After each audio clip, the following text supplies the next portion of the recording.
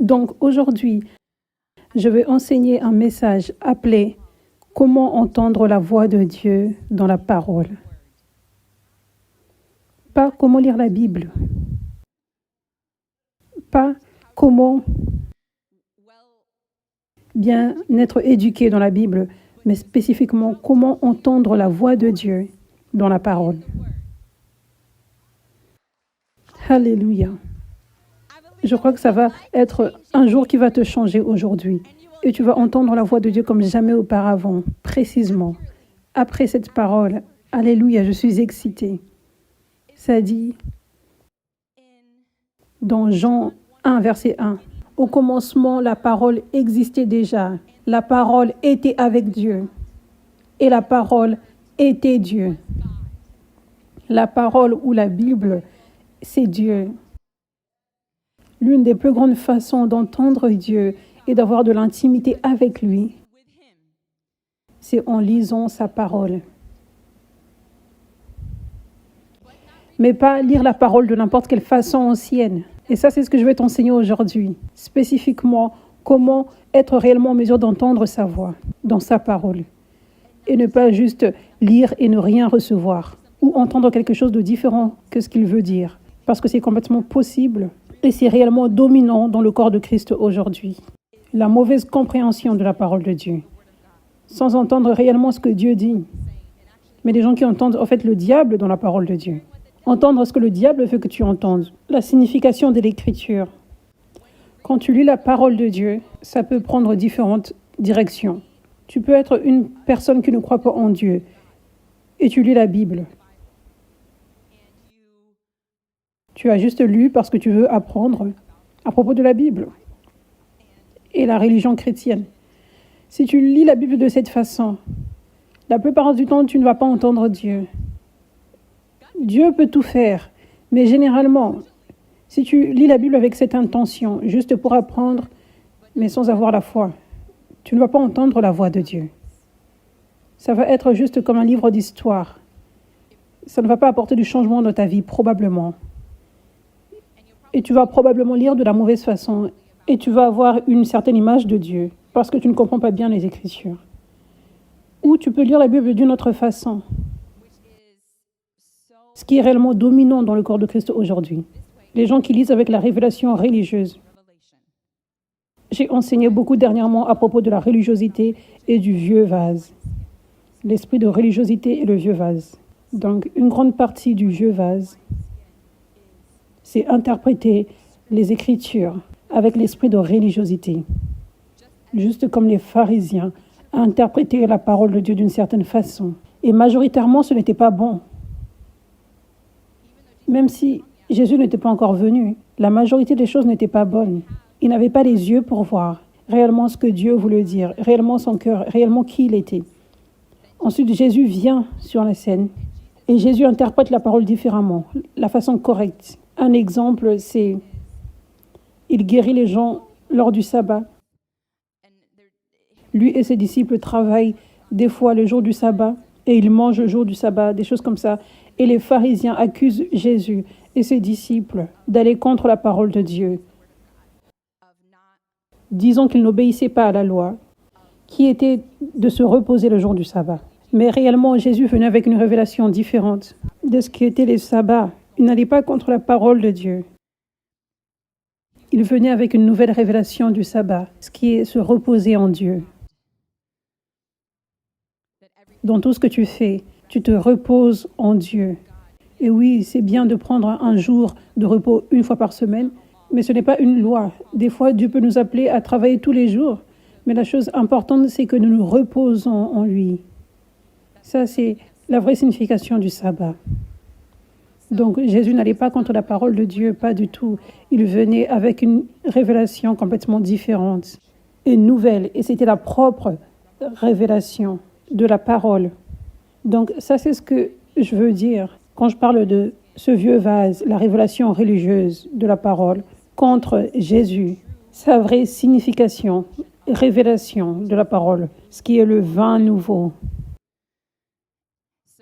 Donc, aujourd'hui, le même esprit de religiosité qui nourrissait les pharisiens pour mal interpréter la parole nourrit beaucoup de chrétiens aujourd'hui. Le même esprit de religiosité nourrit les chrétiens avec les révélations religieuses de la parole. Donc beaucoup de chrétiens interprètent beaucoup d'écritures de la mauvaise façon, ce qui signifie qu'ils n'entendent pas actuellement la parole de Dieu dans la parole. C'est en fait l'opposé. C'est le diable qui détourne la parole, et le diable qui parle l'opposé de ce que Dieu dit. Ça, c'est une grande affaire. Nous devons corriger cela. Nous devons nous assurer de réellement entendre la voix de Dieu dans la parole et que nous interprétons les Écritures de la bonne façon. Ça, c'est ce que tu vas apprendre aujourd'hui. Amen. Alléluia. Donc, la première étape pour entendre la voix de Dieu dans la parole, c'est de recevoir le Saint-Esprit, ce qui vient alors que tu crois que Jésus est ton Sauveur et Seigneur. Quand tu confesses qu'il est ton Sauveur et Seigneur, juste en croyant, juste en ayant la foi, c'est tout. Le salut vient dans ta vie, le Saint-Esprit vient et habite à l'intérieur de toi. Maintenant, tu as le Saint-Esprit pour t'aider. Il vit à l'intérieur de toi constamment. Il est en mesure de te parler constamment. Donc, tu as l'habilité d'entendre sa voix toujours. Donc, maintenant, quand tu lis la parole de Dieu, tu as le Saint-Esprit pour t'aider, pour t'apporter de vraies révélations. Ça, c'est ce que cette écriture signifie. Donc, quand tu as le Saint-Esprit, c'est là que tu vas commencer à réellement entendre la voix de Dieu dans sa parole. Amen. Mais avoir le Saint-Esprit, ça, ce n'est pas assez. Les gens ont le Saint-Esprit, mais ils ne vivent peut-être pas par l'Esprit. Ils ne suivent pas le Saint-Esprit. Ils prient en langue, mais ils ne suivent pas le Saint-Esprit.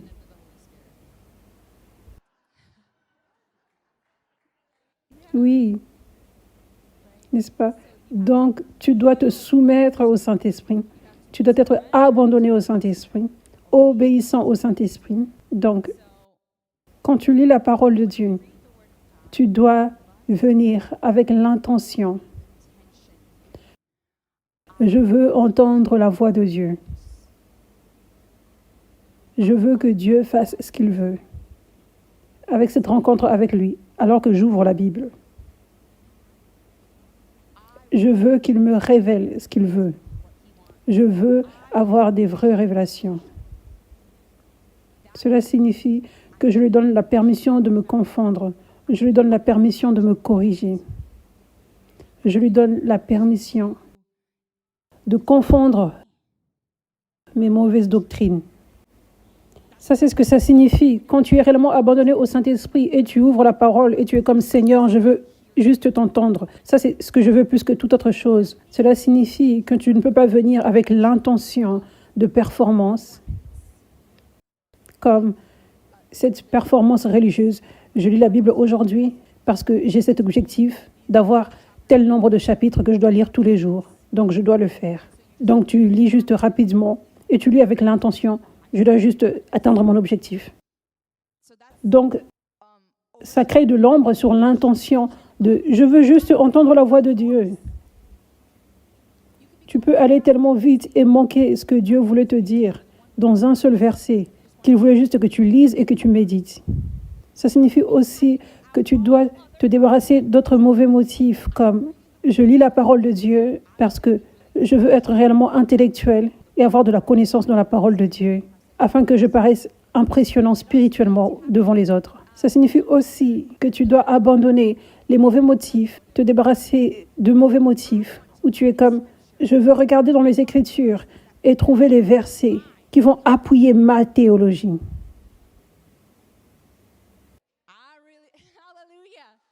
Je veux être réellement en mesure de prouver que je suis sûr de moi dans ce sujet. J'ai trouvé cette écriture, maintenant je cherche encore pour trouver d'autres. Beaucoup de personnes font cela, n'est-ce pas? Ça, c'est l'esprit de religiosité encore. Ça, c'est le diable qui vient comme l'ange de lumière encore. La Bible dit que le diable se déguise en tant qu'ange de lumière. Cela signifie le diable peut venir sonner comme Dieu, sonner spirituel. Donc, tu dois te débarrasser de tous ces mauvais motifs. Sinon, tu ne vas pas entendre la voix de Dieu dans la parole. Et tu peux même entendre le diable dans la parole. Je veux dire, ça, c'est ce qui avait fait en sorte que Jésus soit envoyé sur la croix pour être crucifié. C'était en fait les pharisiens, leur doctrine religieuse qu'ils avaient et qui venait du diable, dans laquelle ils avaient beaucoup de confiance. Ils étaient en mesure de même prouver que Jésus allait contre la parole. Regarde, il va contre la parole. Donc le diable avait utilisé la parole de Dieu pour faire en sorte que Jésus soit persécuté et crucifié. La même chose se produit aujourd'hui. Le diable utilise la même stratégie. Donc, ça signifie aussi quelque chose d'autre. Nous devons nous humilier quand ça en vient à notre confiance dans l'interprétation des Écritures. Nous ne devrions pas sauter pour devenir des enseignants de la parole, même conduire des études bibliques, même conduire de petites études bibliques. Nous ne devrions pas sauter sur ce terrain rapidement. Et Dieu nous alerte par rapport à cela. Les enseignants seront plus jugés, avec un plus haut standard.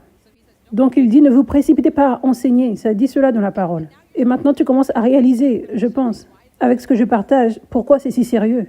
Tu peux entendre la voix du diable et enseigner ce que le diable veut au travers de la parole, comme il l'avait fait avec les pharisiens. Ça, c'est vraiment sérieux. Nous voyons cela se produire aujourd'hui, avec des accusations qui viennent contre les serviteurs de Dieu, quand nous voyons des vidéos où on expose les serviteurs de Dieu. Tout le temps, ce sont des écritures, des écritures, des écritures. Détournées, détournées, détournées. À chaque fois. Ils font exactement ce que les pharisiens faisaient. Ils prouvaient. Les pharisiens étaient à la recherche. La Bible dit que les pharisiens examinaient pour voir si Jésus allait faire quelque chose contre la parole. Ils cherchaient. Oh, je peux ajouter telle écriture dans mon enseignement où je vais exposer ce serviteur de Dieu. Ça, c'est ce qui se produit aujourd'hui. Donc, tu dois être alerté de ceci et ne pas être rapide à écouter n'importe qui. Parce que le diable pourrait leur donner leur doctrine en détournant les Écritures. Amen. Ça, c'est réellement une affaire sérieuse. Il y a beaucoup d'Écritures et je vais passer par certaines de ces Écritures, mais il y a beaucoup d'Écritures par lesquelles l'esprit de religiosité est venu pour empêcher que la volonté de Dieu avance dans le corps de Christ, pour empêcher que le leadership qu'il veut opère, les enseignants qu'il veut en place, à cause de ces versets spécifiques qui ont été détournés par l'esprit de religiosité. L'un de ces versets a un lien avec les femmes qui prêchent ou qui conduisent, les femmes dans le ministère, dans le leadership. Et il y a un pasteur bien connu qui a l'une des plus grandes églises, je crois, en Amérique, Rick Warren, et il croyait pendant longtemps cette mauvaise révélation religieuse à propos des femmes, qu'elles ne devraient pas être pasteurs, être dans le leadership. Il croyait en cela depuis plusieurs années, alors qu'il conduisait une énorme église, une église énorme. Et récemment, Dieu a ouvert ses yeux et publiquement, il a déclaré qu'il était dans l'erreur. Il a dit, maintenant j'ai eu la vraie révélation du Saint-Esprit par rapport à cette écriture. Et il s'est excusé. Il s'est excusé en face du corps de Christ. Alléluia. Gloire à Dieu. Gloire à Dieu. Gloire à Dieu pour cela, pour cette belle humilité, vous savez, afin que les yeux d'autres personnes s'ouvrent. Mais donc oui, il avait réellement réalisé.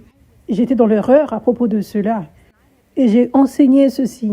Et en enseignant ceci, cela a empêché aux femmes de Dieu d'être en mesure de conduire et de prêcher et d'enseigner. Donc ça, c'est vraiment une affaire sérieuse, vous savez. Et ce que ça me parle, c'est que si un pasteur d'une grande église, avec un bon cœur, vous savez,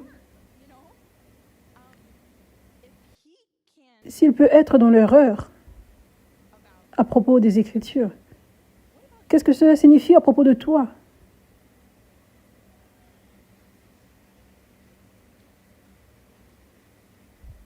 Donc, cela me parle de cette façon.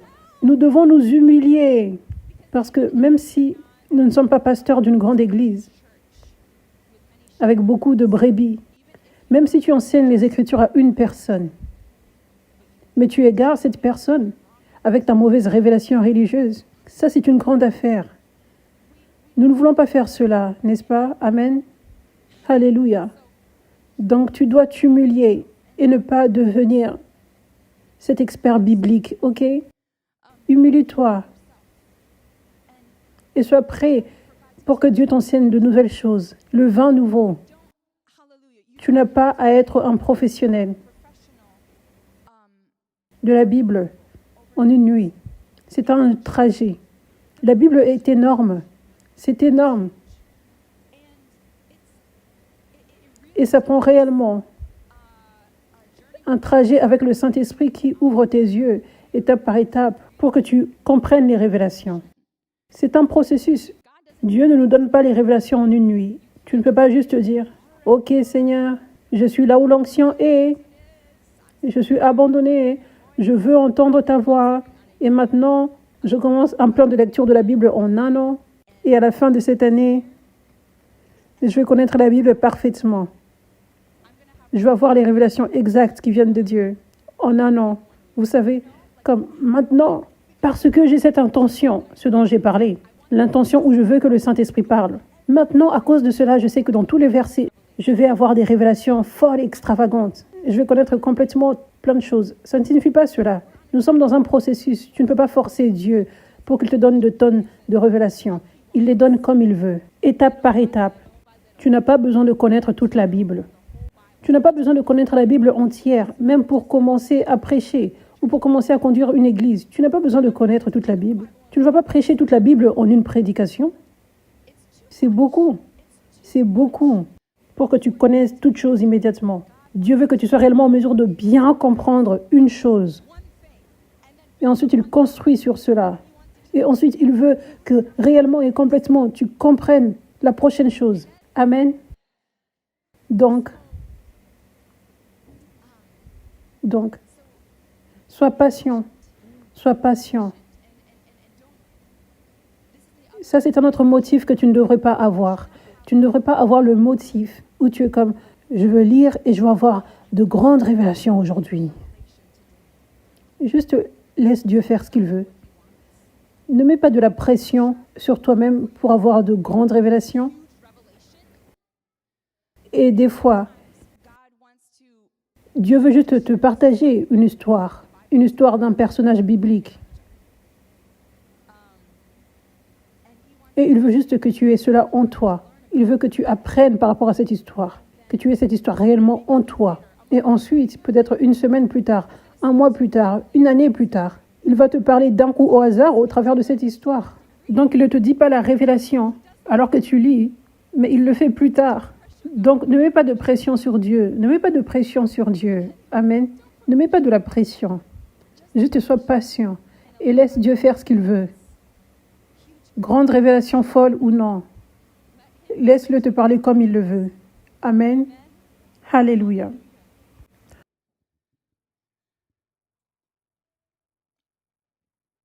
En passant, je suis tellement reconnaissante pour les gens comme Rick Warren, qui s'humilient. C'est si rare, n'est-ce pas? Merci Jésus. Merci Rick Warren. Si tu regardes ceci, merci beaucoup. Je sais que beaucoup de femmes seront en mesure d'entrer dans leurs appels à cause de ce que tu as fait. Et les hommes aussi, d'autres yeux sont maintenant ouverts. Et maintenant, ils peuvent recevoir comme ici. Il y a des hommes ici, et Dieu vous a appelés à être plantés ici et à être mes enfants spirituels. Vous savez? Donc ça, c'est le cas pour d'autres hommes à l'extérieur aussi, pour ce ministère, et aussi dans notre ministère conduit par les femmes. Parce qu'il a déclaré cela, les yeux sont ouverts maintenant. Et les gens seront en mesure d'aller là où Dieu leur demande d'être plantés. Les gens seront en mesure d'aller vers leurs femmes qui sont comme le prophète Élie, mère spirituelle comme le prophète Élie et être en mesure de recevoir comme des Élisée. Amen. Alléluia. Et en plus de cela dans le corps de Christ. Amen. Et en plus d'humilité et de repentance, Dieu élève le humble. Ça, c'est le chemin pour être élevé. Alléluia. Donc, numéro 1, je vous ai partagé quelques clés pour être en mesure d'entendre la voix de Dieu. Il faut lire la parole avec l'intention de réellement entendre la voix de Dieu. Peu importe ce qu'il veut dire, même si cela signifie la correction, sans la pression, sans la performance. Et ensuite, la deuxième grande partie pour être en mesure d'entendre la voix de Dieu dans la parole, c'est d'avoir un leader ou une mère spirituelle ou un père spirituel par lequel tu apprends la parole de Dieu. Éphésiens 4, verset 11, ça dit, Jésus, quand il était monté aux cieux, il avait déversé son esprit. Donc, après sa résurrection, il était monté aux cieux et il avait déversé son esprit sur le corps de Christ et il avait donné ses cadeaux. Et ces cadeaux sont les apôtres, les prophètes, les évangélistes, les pasteurs et les enseignants. Le but, verset 12, c'est pour former les saints aux tâches du service en vue de l'édification du corps de Christ, jusqu'à ce que nous parvenions tous à l'unité de la foi et de la connaissance du Fils de Dieu, à la maturité de l'adulte, à la mesure de la stature parfaite de Christ. Ainsi, nous ne serons plus de petits enfants ballottés et emportés par tout vent de doctrine. Vous avez compris cela? Donc, l'un des objectifs des 5 ministères est que nous ne soyons pas ballottés et emportés par tout vent de doctrine. Les vents de doctrine signifient les mauvaises révélations religieuses. Vent de doctrine signifie l'ange de lumière qui te parle alors que tu lis la parole de Dieu. Et la grande raison, c'est à cause des anciens enseignements religieux que tu avais.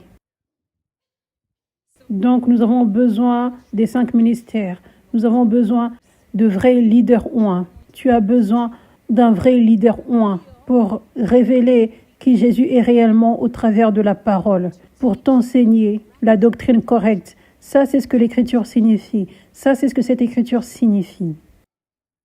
Afin que lorsque tu vas lire la parole de Dieu, tu aies cette fondation, tu as cet enseignement, tu as cette fondation même de comment lire la parole de Dieu, et qui Dieu est, et comment il va parler, quel est son caractère.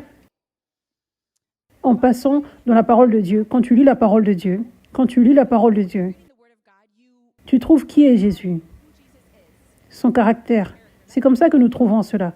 C'est révélé dans les Écritures, son caractère, son amour. C'est révélé. C'est révélé dans les évangiles, comment nous voyons Jésus interagir avec les gens, comment nous le voyons servir, comment nous le voyons enseigner. C'est révélé dans les histoires de la fidélité de Dieu, de l'Ancien Testament au Nouveau Testament. Son grand amour, sa grâce et sa bonté. Quand les gens font des erreurs, sa grâce est là et quand ces gens se repentent, il peut les racheter.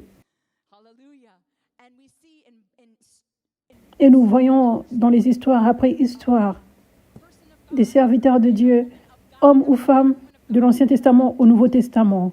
Nous voyons la fidélité de Dieu est parfaite, la bonté de Dieu est parfaite, l'amour de Dieu est parfait. Nous arrivons à connaître, ça c'est qui Dieu est. Il est fidèle tout le temps, pas même 99,5% du temps, tout le temps. Son amour est réellement plus grand que tout autre amour dans ce monde, que l'amour de toute autre personne. Nous trouvons cela en lisant la parole de Dieu. Alléluia. Et alors que tu lis la parole de Dieu, une autre chose qui se produit, c'est que Dieu apporte des révélations réma. Le réma, c'est la parole de Dieu déclarée au présent par le Saint-Esprit.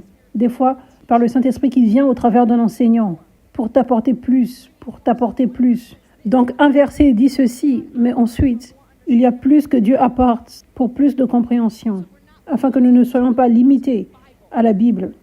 Mais Dieu étend, mais toute chose s'aligne, ça vient de la parole. Ce n'est pas isolé, un enseignement au hasard. Ça doit s'aligner avec la parole. Mais Dieu veut apporter plus. Dieu veut apporter de la viande. Dieu veut apporter les mystères. Dieu veut apporter les secrets du royaume. Ça vient en retirant les limites sur lui et en lui laissant étendre les Écritures, apporter des révélations sur les Écritures, qui s'alignent avec les Écritures. L'esprit de religiosité n'aime pas cela. Sois alerté de cela. L'esprit de religiosité n'aime pas cela. Les gens diront toujours, mais ce n'est pas dans la parole de Dieu. Le Saint-Esprit parle toujours aujourd'hui. Il parle toujours. Il fait une nouvelle chose. Il fait une nouvelle chose. Nous ne pouvons pas éteindre sa voix ici, aujourd'hui, et seulement lire la Bible, et c'est tout. Nous avons besoin que sa voix souffle sur la parole pour apporter plus. Il y a beaucoup plus qui lui concerne. Il y a beaucoup dans son royaume. Il y a beaucoup de compréhension qu'il veut relâcher. Amen. 2 Corinthiens 11, verset 4, ça dit, Paul dit à ses disciples, il les corrige, il les réprimande, il les corrige, parce qu'il les avait enseigné la doctrine correcte de qui Jésus est, de son cœur, de son caractère. La doctrine correcte, l'évangile correct, le vrai évangile de Jésus. Il représentait bien Jésus avec son ministère et aussi il parlait le vrai évangile. Il parlait qui Jésus était réellement. Mais ensuite, il corrige ses disciples ici dans cette écriture parce que ce qui se produit, c'est que ses disciples allaient écouter d'autres enseignants. Et ces autres enseignants enseignaient un évangile différent, ce qui pourrait être un évangile religieux, la révélation religieuse de l'évangile qui venait de l'ange de lumière. Ce qui pourrait être, nous avons appris la semaine dernière à propos de comment les gens pensent que Jésus est rempli de jugement et qu'il veut apporter de la peur et du jugement. La peur, le jugement dernier. Ça, c'est comme ça que les gens servent les autres parce qu'ils pensent que c'est comme ça que Jésus est, sans la grâce. Ça, c'est un exemple de la mauvaise idée de Jésus, du mauvais évangile qui aurait pu être enseigné et qui est même toujours enseigné aujourd'hui. Mais le vrai évangile, c'est que Dieu est un Dieu d'amour et de compassion, de pardon, de grâce. Et c'est sa bonté qui mène à la repentance. Il ne veut pas forcer les gens à la repentance. Il ne veut pas que les gens viennent au salut parce qu'ils sont effrayés d'aller en enfer. Il veut que les gens viennent au salut parce qu'ils sont tombés amoureux de lui et qu'ils ont fait leur choix par volonté libre. Donc ça, c'est un exemple de comment il y a deux évangiles de Jésus. L'un est correct et l'autre ne l'est pas. Donc ça, c'est ce qui se produisait. Il y avait différents enseignants qui enseignaient différents évangiles, différents Jésus. 2 Corinthiens 11, verset 4. En effet, si quelqu'un vient vous prêcher un autre Jésus que celui que nous avons prêché, Paul dit que moi je n'ai pas prêché et que les autres apôtres ne vous ont pas prêché, ou si vous recevez un autre esprit que celui que vous avez reçu, ou un autre évangile que celui que vous avez accepté, vous le supportez très bien. Donc il les corrige en disant comme pourquoi vous ne restez pas plantés? Parce que quand tu te déracines et que tu commences à écouter d'autres enseignements, ces enseignements ne viennent pas avec la vraie révélation de Jésus que moi je t'ai apporté. Donc ne va pas ici et là, partout, et recevoir de mauvais enseignements facilement. C'est une grande affaire, c'est dangereux. Ça, c'est ce qu'il dit. Et je le dis aujourd'hui aussi. Reste planté. Ne t'égare pas du vrai évangile que tu as entendu, qui a été enseigné ici, le vrai Jésus qui a été enseigné ici. Alléluia. Donc ça, c'est l'importance d'avoir un leader ou un père spirituel, une mère spirituelle, comme Paul l'était. Paul dit, je vous ai apporté l'évangile, je vous ai enseigné l'évangile. Ça, c'est l'une des plus grandes façons de Dieu pour se révéler, pour révéler sa parole. Qu'est-ce que sa parole signifie? La vraie révélation. Ça, c'est une grande façon que Dieu utilise pour le faire. C'est au travers de la personne en dessous duquel il t'a demandé d'être planté. Le leader qui t'apporte cet enseignement. Donc, si c'était fait de cette façon au temps de Paul, ça devrait être fait de cette façon aussi aujourd'hui, n'est-ce pas? Il apporte cet évangile pour que tu entendes et que tu reçoives et que tu aies de la révélation. Donc, une grande façon pour que tu saches comment lire la parole de Dieu. Qui est Jésus? Son cœur. C'est en venant ici et en recevant cet enseignement ouin. Amen. Aussi, 1 Corinthiens 11, verset 1.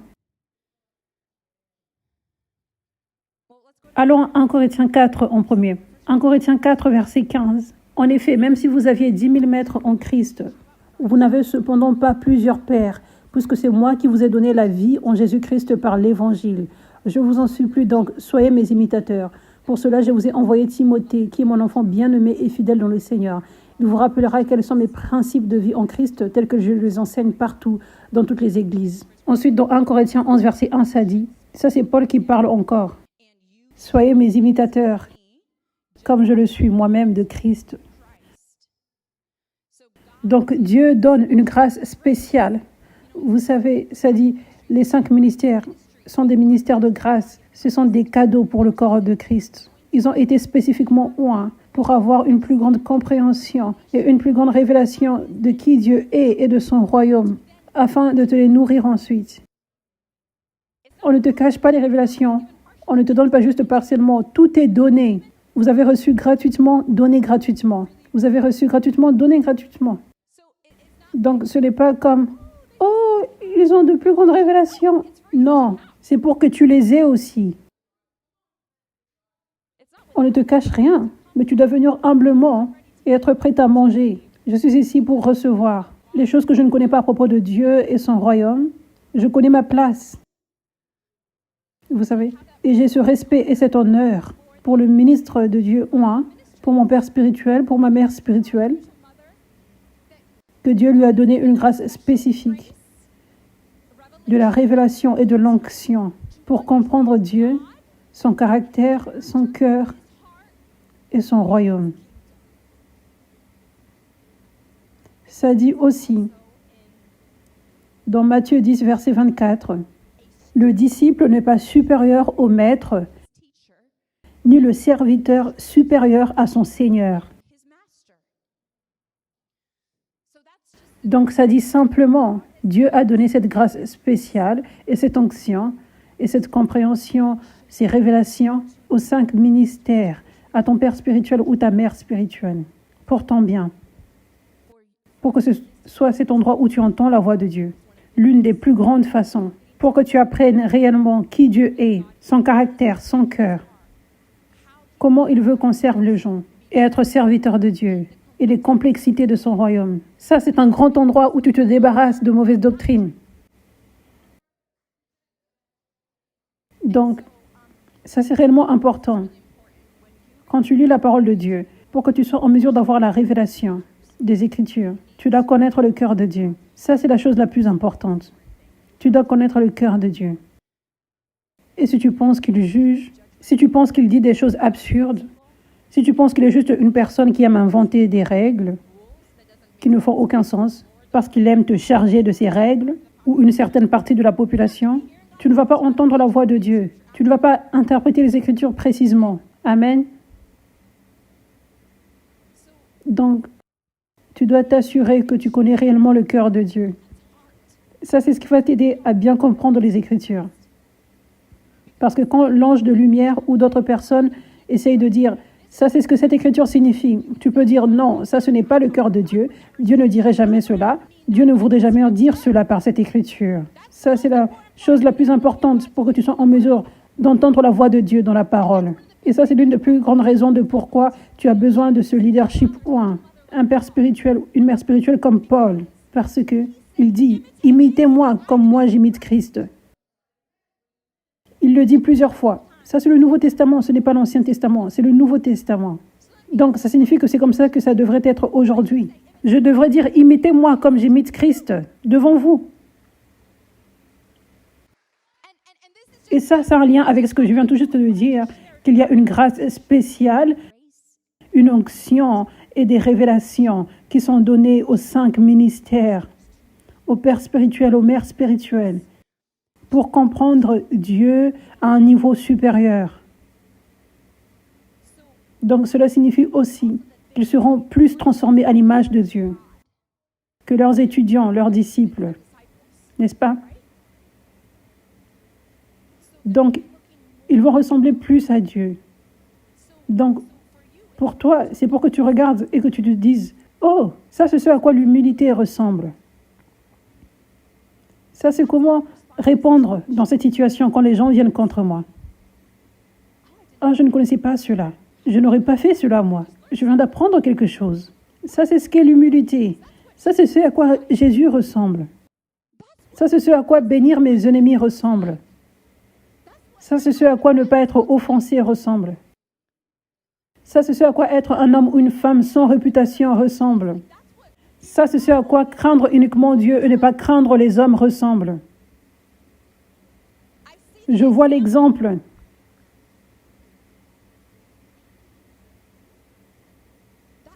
Ça, c'est ce à quoi le ministère devrait ressembler. Ça, c'est comment donner à Dieu la gloire et ne pas prendre de la gloire pour toi-même. Ça, c'est comment marcher dans l'autorité sur les démons. Ça, c'est comment aimer les gens. Ça, c'est comme ça que tu aimes les gens. Comment je les vois opérer. Comment je les vois parler. Comment je les vois parler d'autres personnes. Comment je les vois honorer d'autres personnes.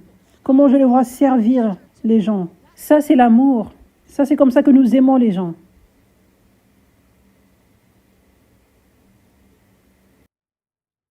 Alléluia. Donc, ça, c'est juste le design de Dieu. Ça, c'est ce qu'il a mis en place. Ça, c'est comme ça que cela avait dû être avec Paul. Paul avait donc le fruit de l'esprit. Et il était beaucoup plus transformé à l'image de Dieu que ses disciples.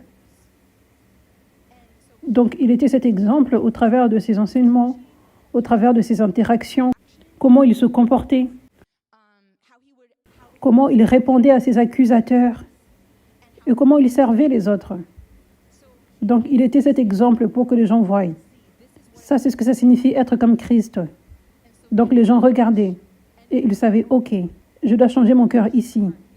Ça, c'est comme ça que je devrais répondre dans cette situation. Ça, c'est comme ça que j'aime les gens. Amen. Alléluia. Donc, ça va être si important maintenant, alors que tu vas lire la parole de Dieu. Parce que certains d'entre vous, vous ne réalisiez pas juste à quel point Dieu est aimant.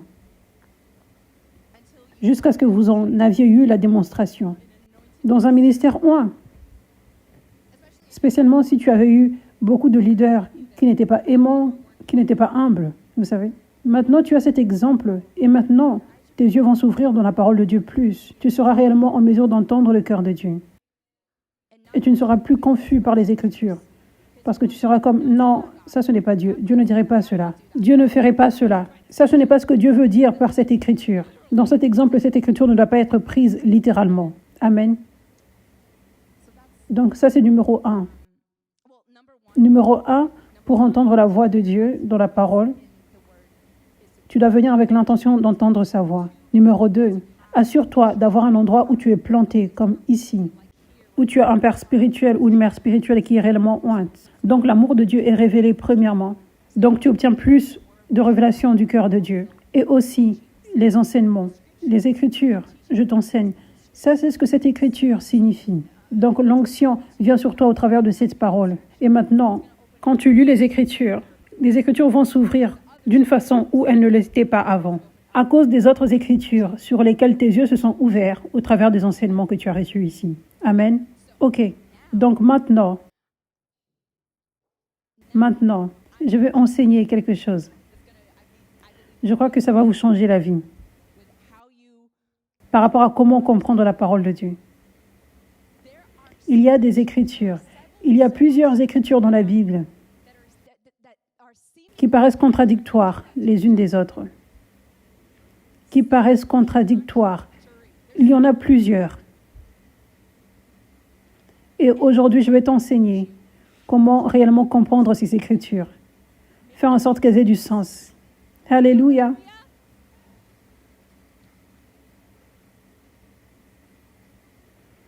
Donc, comme je l'avais dit avant, la Bible est énorme. Tu ne peux pas tout comprendre d'un coup. Donc, sois patient. Des fois, tu ne vas pas comprendre quelque chose. Des fois, tu vas voir deux Écritures qui se contredisent et tu n'as pas à commencer à transpirer. Tu n'as pas à commencer à aller sur Google. Ne fais pas cela. Ne va pas sur YouTube. Ça, c'est mauvais. Vous savez, sois patient. Je vais te lire certaines de ces Écritures aujourd'hui. Mais tu auras peut-être d'autres sur lesquelles tu ne seras pas sûr. Juste sois patient. Si tu ne connais pas encore, c'est parce que Dieu ne veut pas que tu saches pour l'instant. Amen. Ne sois pas si impatient pour savoir, au point où tu vas chercher et tu ouvres une porte pour que l'ange de lumière te parle.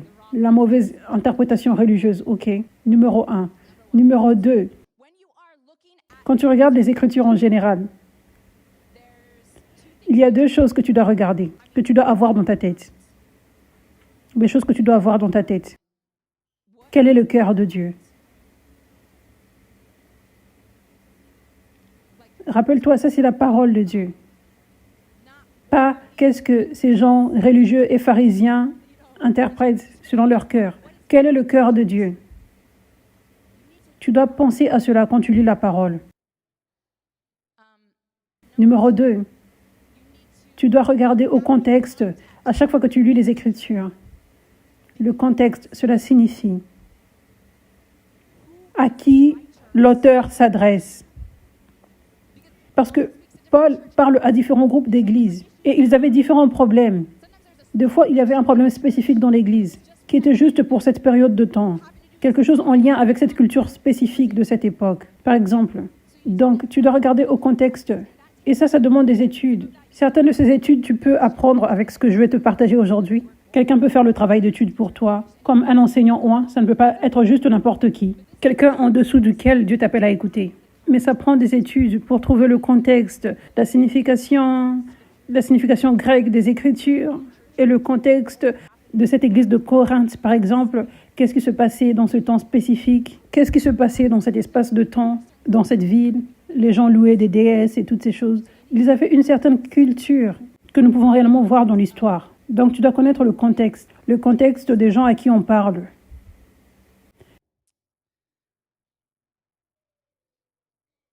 Et aussi, le contexte signifie aussi les écritures qui sont autour de cette seule écriture. Les gens regardent à une seule écriture. Non, tu dois regarder autour, alors tu auras la vraie signification. Oh, ça c'est ce dont il parle. Ça c'est vraiment important. C'est ce que je veux dire par contexte. Je vais vous donner quelques exemples des contextes, comment les gens peuvent mal comprendre la vraie signification de ce que le ministre de Dieu voulait dire, comme Paul. Quand tu parles à un certain groupe de personnes, à un temps spécifique, pour une certaine raison, mais pas à tout le monde, dans le monde entier, les générations futures. Ok? Je vais vous donner un exemple. Rappelez-vous, le Covid, n'est-ce pas? Est-ce que vous vous rappelez de cela? Gloire à Dieu, c'est parti depuis des années maintenant. Mais pendant le temps du Covid, on louait Dieu, on avait l'église au parc Pan-Pacifique, mais dans un bâtiment qu'il y avait là-bas. On louait une salle dans un centre. C'était comme un gymnase, donc il y avait un espace. On avait 10 ou 15 personnes à l'église à ce temps-là, en 2020, en mars 2020, quand le Covid avait frappé. On louait cet endroit et ils avaient dit, vous ne pouvez plus louer ce bâtiment. Ensuite, Dieu m'avait parlé, il avait dit, je me manifeste hors de la boîte, emmène mon église dehors. Donc nous étions allés dehors dans un parc et on avait l'église dans le parc. Et prétendant que j'étais propriétaire de ce bâtiment, ok, prétendant que j'étais propriétaire de ce bâtiment qu'on louait. Donc je pouvais choisir ce que je voulais faire, qu'on le maintienne ouvert ou fermé, n'est-ce pas? Une chose que Dieu m'aurait probablement dite, il m'aurait toujours dit, je me manifeste hors de la boîte maintenant, mais aussi, regardez la sagesse dans ceci. Ça aurait été sage, et c'était sage, que Dieu nous envoie dehors. Pour quelques raisons. Numéro 1, c'était une saison extraordinaire d'évangélisation, où les gens étaient dans le parc, parce que les gens voulaient marcher un peu en dehors de la maison, parce qu'ils étaient tout le temps bloqués dans la maison. Donc les gens passaient, et certains finissaient par s'asseoir avec nous, dans l'amphithéâtre, et Dieu finissait par les toucher, au travers de la parole prophétique, au travers de l'onction. Certains pleuraient. Nous avions eu un gars un jour, il était en sueur, il courait et toutes ces choses. Et ensuite, il s'était assis là, et Dieu l'avait touché ensuite, et il pleurait. Vous savez, donc Dieu voulait faire cela. Dieu voulait toucher ces gens dans cette saison. Mais numéro 2, il y avait réellement de la sagesse dans ça. Vous savez, le niveau de la foi était différent. Et ça, c'est OK, nous sommes dans un trajet. Nous sommes dans un trajet. Donc, dans le corps de Christ, tu as certaines personnes qui ne sont pas effrayées d'une maladie, pas du tout. Donc, ces gens font des câlins à tout le monde, ils embrassent tout le monde, ils ne se préoccupent pas. Ils vont serrer les gens à l'église. Au milieu du Covid, au départ du Covid, ils ne se préoccupent pas. Mais ensuite, tu as un autre niveau de foi où certains ne pouvaient même plus mettre les pieds dans un bâtiment d'église parce qu'ils étaient effrayés de tomber malades. Ensuite, tu as le niveau moyen de foi, des gens qui portaient un masque, qui avaient la foi dans le masque. Vous savez, différents niveaux de foi, n'est-ce pas? Ça, c'est OK. Nous sommes dans un trajet de foi. Nous ne sommes pas tous avancés dans la foi immédiatement. Dieu nous aime tous, même une foi comme un grain de moutarde. Il t'aime, il peut t'utiliser. Donc, ça aurait été sage à ce temps-là. Ça aurait été la sagesse de Dieu si j'étais propriétaire de ce bâtiment, qu'il me dise de toujours aller à l'extérieur, n'est-ce pas? Afin que les gens qui étaient effrayés puissent venir dehors, parce que les gens ne se sentaient pas autant effrayés à l'extérieur, parce que les infos disaient que tu es en sécurité à l'extérieur et toutes ces choses. Donc, si une personne peut venir à l'extérieur, alléluia, allons dehors dans cette saison. Donc, imaginez si j'écrivais la Bible à ce temps-là, prétendant que le Covid se produit pendant le temps de l'écriture de la Bible. Et Paul écrit peut-être, on peut dire cela, Paul écrit. Mettez Paul à ma place. Quand une maladie arrive, vous ne devrez pas avoir l'Église à l'intérieur, mais vous devrez aller à l'extérieur. Est-ce que ça, c'est une parole de Dieu pour toute personne, pour chaque année? Non, mais c'était une parole spécifique pour ce temps-là, pour ces gens. Et cela a un lien avec la sagesse de Dieu. Ça n'avait même pas un lien avec le fait qu'on était effrayé de la maladie, qu'elle allait plus se propager à l'intérieur. Non, c'était la sagesse de Dieu touchant beaucoup de personnes, parce que les gens ont différents niveaux de foi. Je dois aussi toucher ceux qui courent dehors au parc. Amen. Mais ça, c'est comme ça que beaucoup d'écritures de la Bible sont. C'est Paul, par exemple, qui parle cette parole prophétique, sans mettre une grande explication autour, comme en passant. Ça, ce n'est pas pour vous, les gars, vous qui lirez en 2024. Ça ne dit pas cela dans la parole de Dieu plusieurs fois. Tu dois t'humilier, réellement regarder le contexte, réellement avoir un cœur pour apprendre et ne pas juste prendre l'écriture parce que tu aimes comment ça sonne. Parce que ça appuie ta théologie. Ça, c'est ce que beaucoup font. Donc, on y va. Ça, c'est ce que c'est. Tu dois regarder au contexte et tu dois regarder au cœur de Dieu. Parce que si on prend la parole de Dieu littéralement, alors on dirait dans cet exemple, tu pêches si tu as l'église dans un bâtiment. Et ça, c'est fou, comme ça l'est aujourd'hui, avec les façons où les gens détournent les Écritures. Ok, nous allons passer par des Écritures qui paraissent contradictoires. Maintenant. Ok? Certains d'entre vous auraient des questions qui seront répondues aujourd'hui. Alléluia. Allons à la première écriture. Est-ce que les femmes devaient prêcher et être dans des positions de leadership comme pasteurs? Donc, regardons aux Écritures pour ça. Regardons les Écritures. 1 Corinthiens 14, verset 34, ça dit « Que vos femmes se taisent dans les assemblées, car il ne leur est pas permis d'y parler, mais elles doivent se soumettre, comme le dit aussi la loi.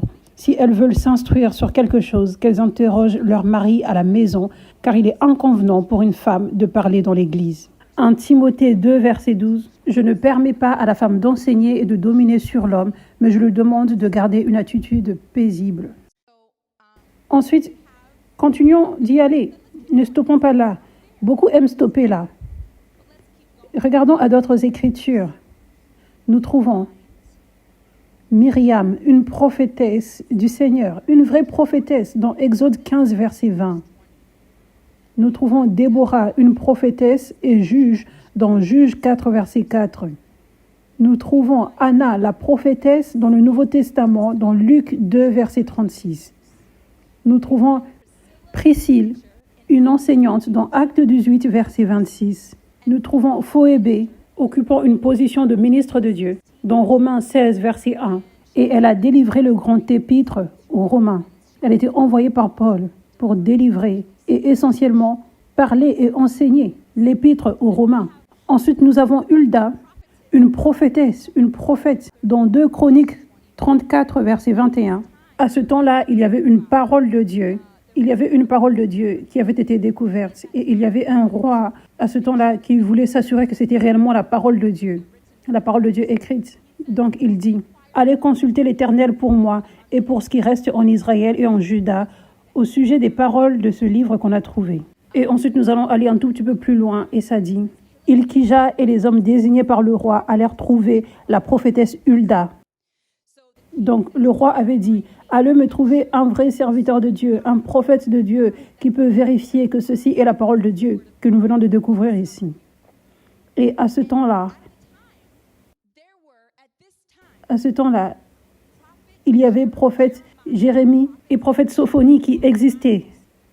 Ils auraient pu être choisis pour faire ce travail, pour vérifier pour le roi, pour enseigner le roi. Mais prophétesse Hulda était celle qui était choisie. Donc elle avait vérifié que c'était la parole de Dieu. Donc elle enseignait le roi. Donc une femme, une prophétesse enseignait au roi la parole de Dieu. Et pas seulement cela, elle avait ensuite prophétisé au roi. Ici, on parle du roi Josias. Je résume pour vous. Je sais que beaucoup d'entre vous ne connaissez pas cette écriture, mais vous pouvez aller lire. C'est dans 2 Chroniques, verset 34. 2 Chroniques, verset 34, lisez ce chapitre. Là, je vous fais juste un résumé. Vous pouvez lire en entier. Et elle avait fini par prophétiser en disant, il y aura de la distraction qui va venir sur notre terre. Mais Josias, à cause de ton cœur, Dieu va faire en sorte que tu meurs en paix. Et cette attaque ne viendra pas pendant ton règne. Donc cette femme de Dieu était celle qui était choisie par le roi pour enseigner le roi. Et elle avait prophétisé au roi. Et la prophétie s'était réalisée.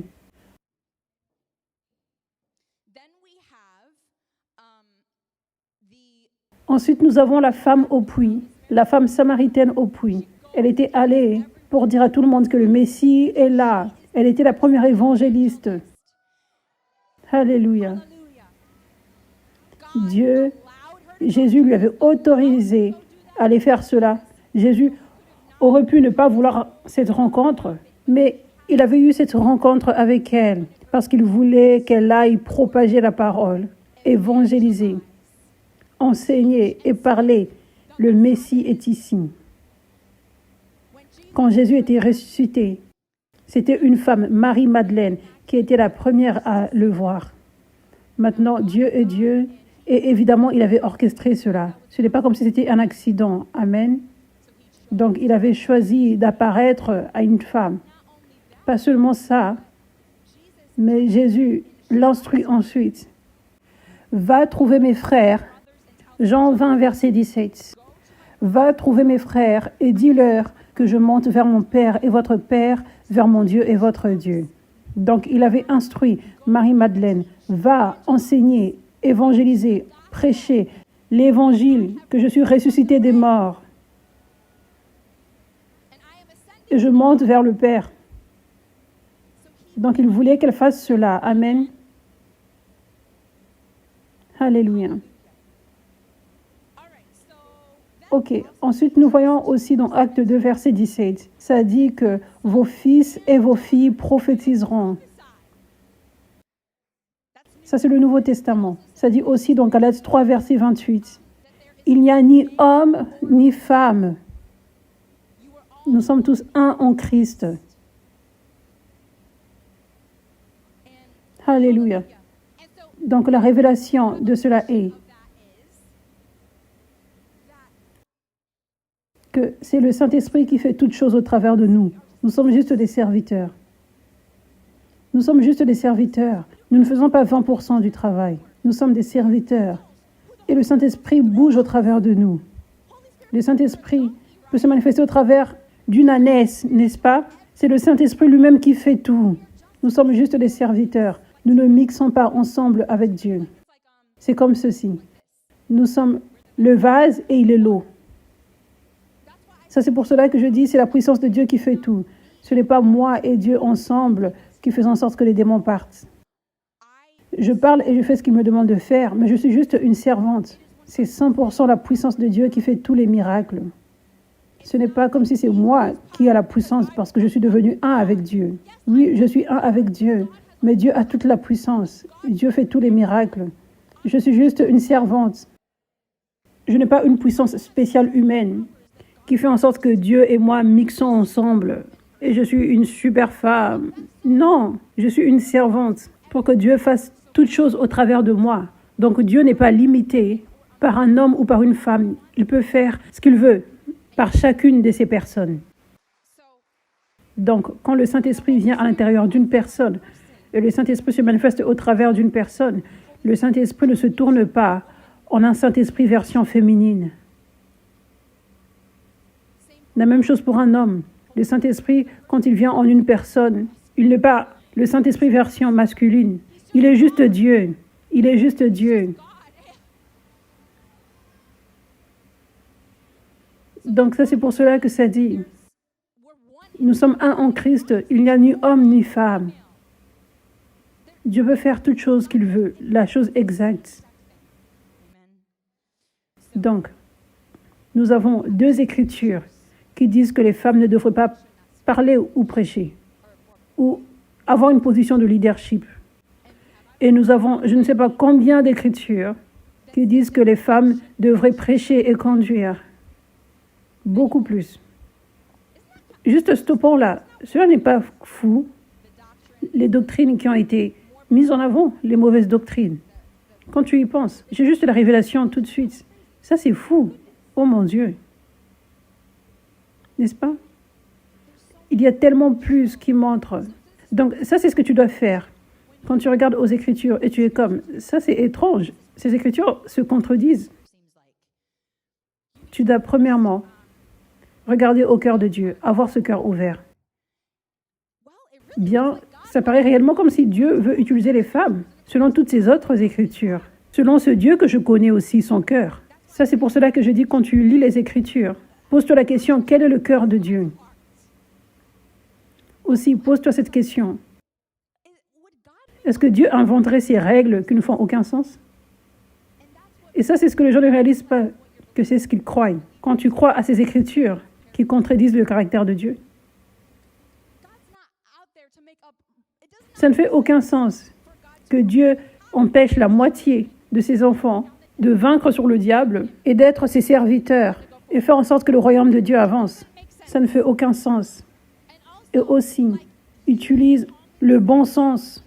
Ce n'est pas comme si c'est prouvé scientifiquement que les femmes sont moins intelligentes que les hommes ou quoi que ce soit. Ça ne l'est pas.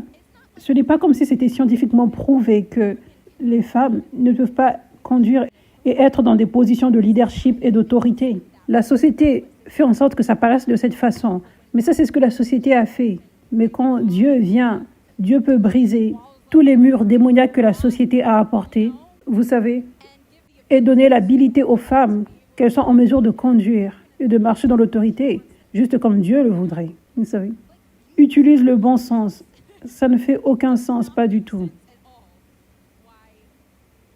Pourquoi Dieu ne voudrait pas que les femmes enseignent, qu'elles soient dans des positions de leadership, n'est-ce pas? Amen. Ok, ça va t'aider beaucoup, sans même que tu aies besoin de connaître le contexte.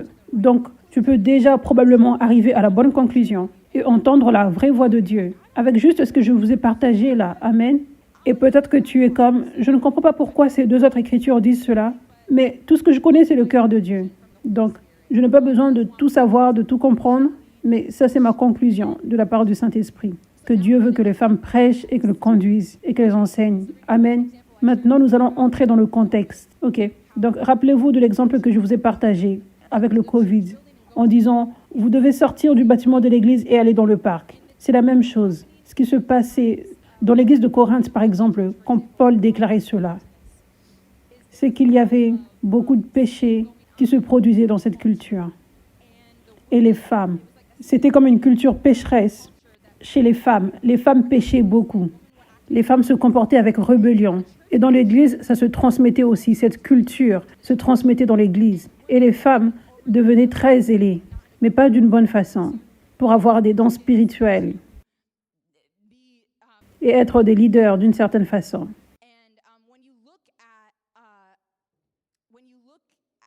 Et quand tu regardes à ce que Paul dit, que vos femmes se taisent dans les assemblées, nous devons regarder au contexte avant le verset. Et dans ce contexte, il parle de l'ordre dans l'Église. Quand tu regardes avant, il dit, ça c'est comme ça que les prophéties doivent prendre place. Ça ne devrait pas être que tout le monde prophétise en même temps. Ça c'est comme ça que le parler en langue devrait prendre place. Si le parler en langue est un message pour l'Église, pas juste parler en langue comme lorsqu'on loue Dieu ensemble et on parle en langue, mais quand une personne est appelée à déclarer un message de la part de Dieu en langue, ça devrait être interprété afin que les gens comprennent le message. Donc, il parle de l'ordre. Il parle de comment il ne devrait pas y avoir du désordre dans l'Église. Donc maintenant, il s'adresse aux femmes, et les femmes, à ce temps-là, apportaient du désordre à cause de la culture qu'il y avait à cette époque-là et qui les influençait. Aussi, les femmes n'étaient pas très bien éduquées à ces temps-là. Elles avaient beaucoup de questions, beaucoup plus de questions que les hommes, à cause de la culture à ce temps-là. Aussi, la culture juive, probablement il n'était pas encore sorti complètement de cette culture. Vous savez, ça prenait place progressivement. Mais dans la culture juive, les femmes étaient mises d'un côté et les hommes étaient également de l'autre côté. Quand les femmes avaient leur menstruation, elles étaient impures dans la culture juive. Maintenant, ils étaient libres de cela. Ils ne croyaient plus en cela avec Jésus. Mais ils se tenaient toujours dans des coins opposés. Donc, les femmes avaient ces questions. Elles n'étaient pas éduquées. Et en même temps, elles se comportaient avec rébellion. Elles étaient influencées par la culture. Et elles posaient des questions à haute voix à leurs maris assis dans les autres rangs. Et ça dit littéralement, demandez à vos maris à la maison. Ça traitait des femmes dans la congrégation. Ça ne s'adressait pas aux femmes qui étaient au leadership. Amen. Donc ça, c'est le contexte de cette écriture. C'était Paul qui parlait aux gens de cette époque à cause de ce qui se passait dans cette époque. Ce n'était pas supposé être pour toutes les femmes pour toujours. Amen. Aussi, alléluia. Aussi, nous savons que les femmes devraient être en leadership, que Dieu veut qu'elles soient dans les 5 ministères. À cause de la liste que je vous ai partagée, j'ai listé les prophétesses dans l'Ancien Testament et dans le Nouveau Testament. À cause des enseignantes que nous voyons dans le Nouveau Testament. À cause même d'une femme apôtre dont ça parle dans le Nouveau Testament. À cause de la femme au puits et de Marie-Madeleine. Ça, c'était une position de leadership. Marie-Madeleine disait à tous les hommes, « J'ai vu Jésus ». Ça, c'était une position de leadership. Amen. À ce point-là, à ce temps-là, de délivrer ce message important. Amen. Alléluia. Donc, quand tu comprends le contexte, maintenant tu connais. Le contexte est le cœur de Dieu. Maintenant, tu comprends réellement la voix de Dieu. Quand ça parle des femmes qui prêchent dans l'Église, qui conduisent dans l'Église. Amen. Alléluia. Maintenant, nous allons aller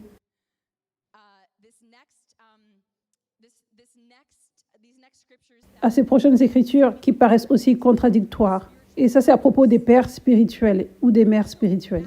Donc, Matthieu 23, verset 9, ça dit, Jésus dit, « N'appelez personne sur la terre votre père, car un seul est votre père, c'est celui qui est au ciel. Ne vous faites pas appeler chef, car un seul est votre chef, c'est le Christ. » Ensuite, nous voyons 1 Corinthiens 4, verset 15. Paul dit, dans le Nouveau Testament, « En effet, même si vous aviez 10 000 maîtres en Christ, vous n'avez cependant pas plusieurs pères, puisque c'est moi qui vous ai donné la vie en Jésus-Christ par l'Évangile. » Donc, nous voyons beaucoup de personnes utiliser l'écriture que j'ai citée avant pour dire « Tu ne devrais pas avoir un père spirituel ou une mère spirituelle, parce que cette écriture dit, Jésus dit que tu ne dois appeler personne père. » Ok, donc ici ça paraît contradictoire. Donc, regardons au cœur de Dieu, premièrement.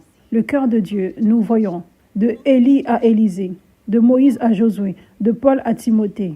Nous voyons le système de Dieu et son principe et son cœur pour que les gens viennent sous un leader oint, comme un enfant spirituel, une fille spirituelle. Pour que ce leader ne soit pas juste un mentor, mais un père ou une mère dans l'esprit, qui donne une couverture spirituelle de protection. Et une personne qui relâche un transfert d'onction, un manteau, comme d'Élie à Élisée. N'est-ce pas? Donc ça, c'est le cœur de Dieu. Et nous savons que Dieu a fait confiance en Paul pour écrire la majorité du Nouveau Testament. Et Paul dit ici, je suis votre père spirituel, n'est-ce pas? Donc nous avons le cœur de Dieu. Maintenant, regardons au contexte. Donc la première écriture, Matthieu 23, verset 9. Nous allons regarder aux écritures qui entourent pour comprendre ce qui se passait. Donc nous allons au verset 1 et ça dit, Jésus s'adressa à la foule et à ses disciples en disant, « Les spécialistes de la loi et les pharisiens se sont fait les interprètes de Moïse. Tout ce qu'ils vous disent de respecter, faites-le donc et respectez-le. Mais n'agissez pas comme eux, car ils disent et ne font pas. Ils lient des fardeaux pesants et les mettent sur les épaules des hommes, mais ils ne veulent pas les remuer du doigt.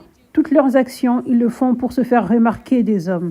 Alors ils portent de grands phylactères et allongent les franges de leurs vêtements.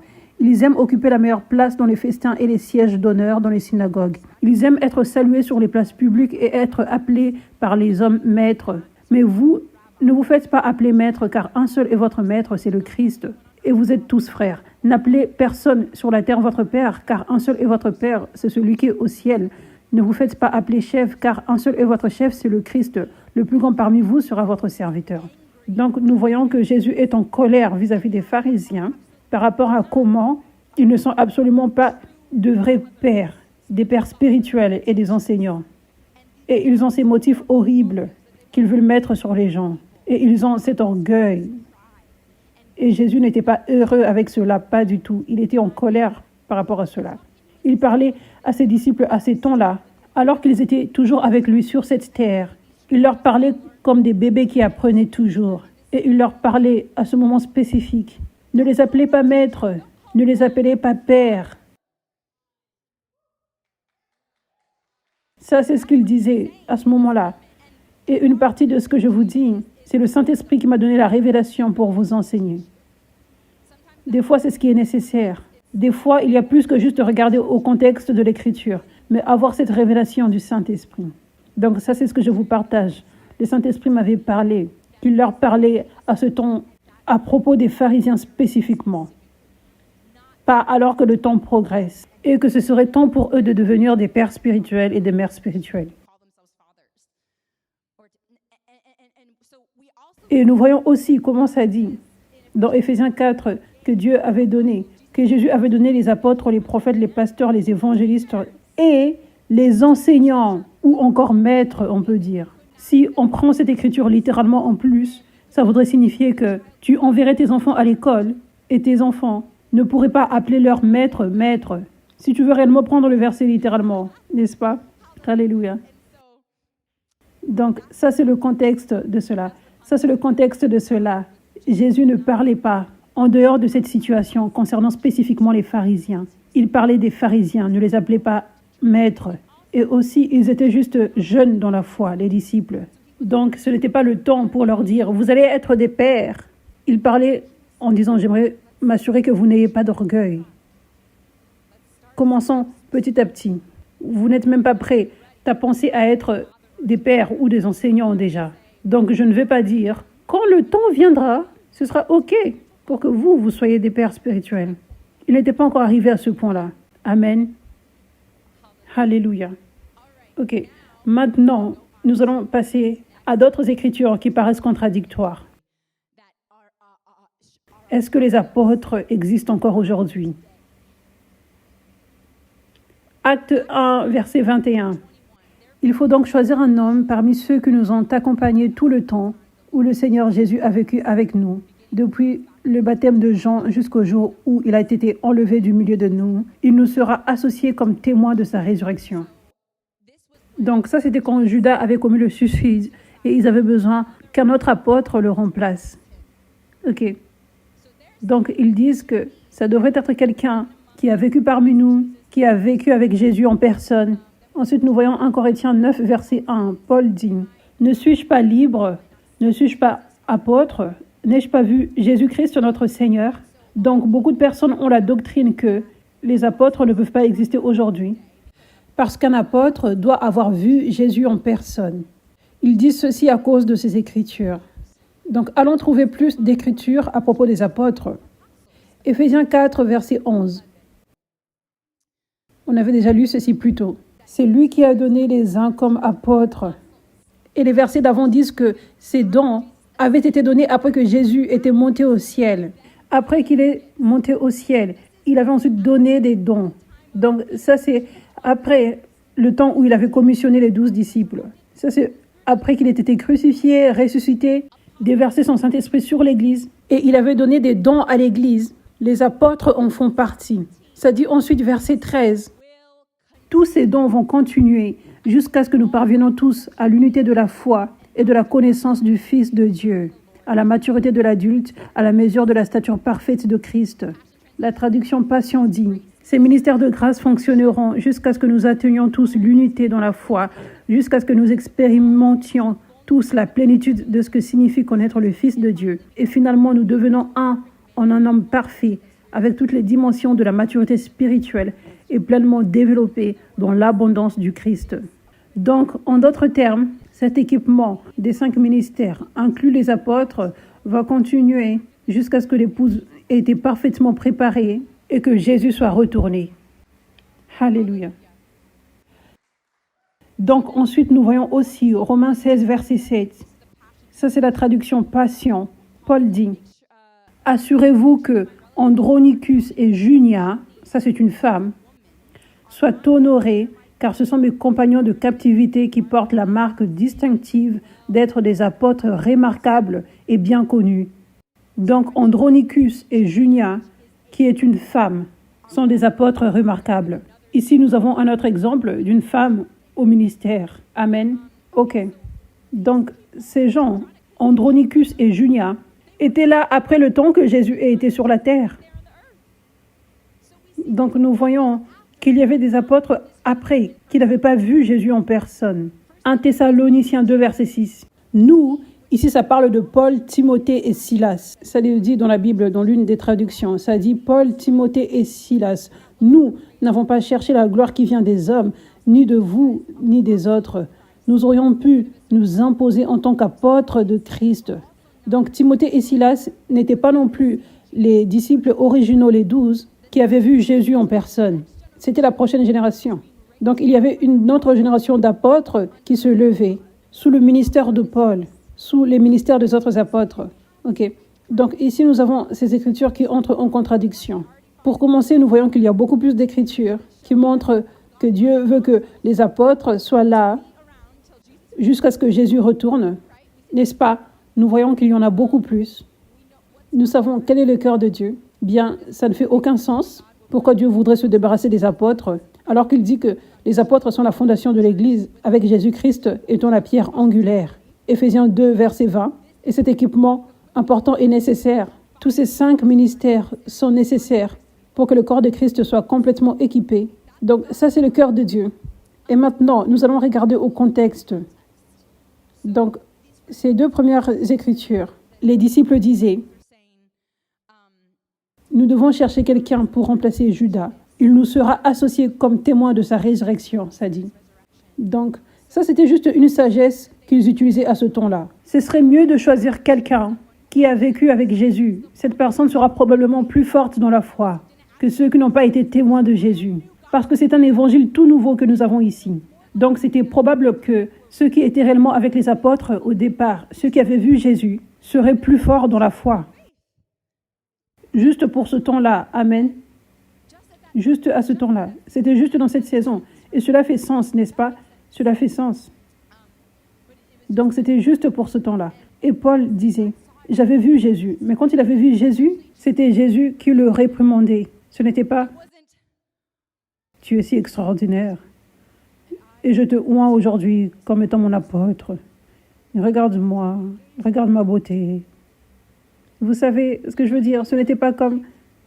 Je veux dire, quand Paul avait vu Jésus, c'était Jésus qui le réprimandait parce qu'il l'avait persécuté au travers des disciples. Il avait meurtri ses disciples, donc il avait aveuglé ses yeux. Ce n'était pas comme s'il l'avait vu pendant longtemps. Il avait aveuglé ses yeux et ensuite il avait dit, va voir mon serviteur et il te dira quoi faire. Donc le serviteur avait ouvert ses yeux. Un ministre de Dieu, un apôtre, avait ouvert ses yeux. Dieu avait utilisé un apôtre pour ouvrir ses yeux. Ensuite, il avait commencé à servir aussi dans le ministère après cela. Donc, beaucoup ont cette doctrine que les gens pensent que les apôtres sont orgueilleux ou quoi que ce soit. Comme, tu n'as pas vu Jésus. Vous savez, les gens pensent cela. Mais Paul dit, j'ai vu Jésus. Mais la vraie signification, c'est j'avais vu spirituellement. C'est basé sur la foi. Notre croyance et notre foi n'est pas basée sur la vue. Amen. C'est basé sur la vue spirituelle. Ça, c'est la foi. Donc, un apôtre doit être appelé par Jésus. Et il voit Jésus dans le monde spirituel. Et Dieu l'appelle. Des fois, ça peut venir par un prophète qui prophétise. Mais il a vu Jésus au travers de cette rencontre. Alléluia, alléluia.